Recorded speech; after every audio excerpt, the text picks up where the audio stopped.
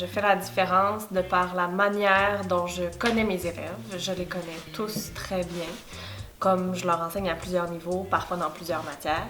Alors, je peux être impliquée auprès d'eux pour vrai. Pour moi, les élèves, c'est vraiment des personnes à part entière avec qui j'ai énormément de plaisir à enseigner.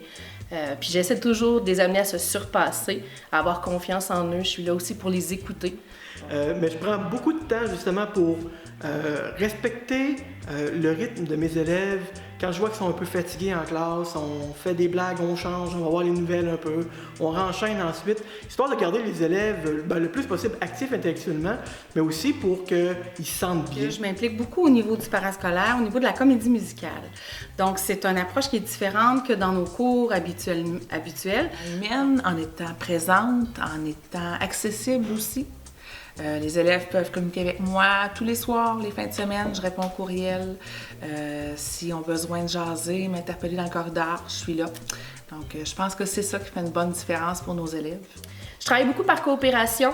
J'aime que les élèves puissent s'entraider, qu'ils ne soient pas cloisonnés.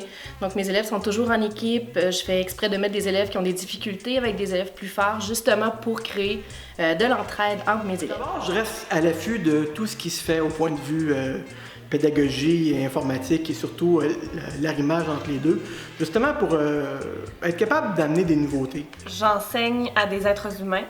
J'enseigne une matière, mais au-delà de ça, je forme des futurs citoyens.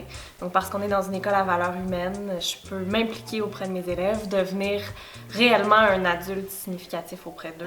Des compétences de l'élève et en l'amenant à les développer davantage. Il n'y a rien de coulé dans le béton.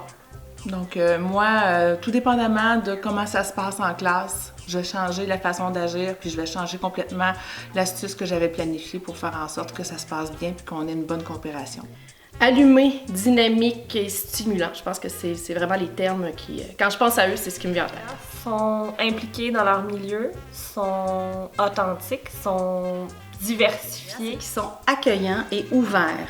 Ouverts pour les différences, ouverts aux cultures.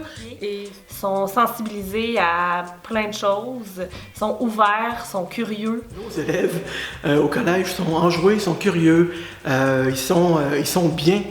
Sont dynamiques, sont joyeux. J'ai plus d'autres synonymes. Ah, c'est mes cocos. C'est mes petits-enfants à moi, c'est mes petits amours. Je les appelle comme ça, mes cocos. Justement, je suis allée voir qu'est-ce qu'ils sont devenus depuis ces quelques années que j'enseigne déjà. Puis le mot qui peut sortir de tout ça, c'est le sourire qu'ils avaient, les personnes accomplies qui sont devenues. Donc, ce sont des personnes intègres et vraiment accomplies qu'on forme pour le futur.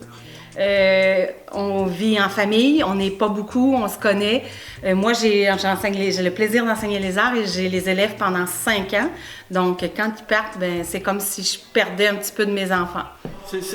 Ce que j'aime à mon école, c'est la belle liberté que j'ai de réaliser mes projets. Autant mes collègues que les élèves sont prêts à embarquer dans des idées folles, mais qui souvent ont des résultats super impressionnants au point de vue de la motivation des élèves. Quand je suis arrivée ici, j'ai passé 30 minutes dans la bâtisse, puis je suis ressortie en disant « Je veux vraiment travailler là ».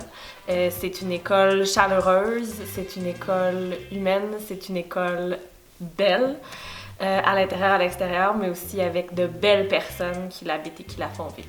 Je peux affirmer que le collège, pour moi, puis je parle pas juste de la bâtisse, je parle de tous ceux qui s'y trouvent, c'est ma deuxième famille.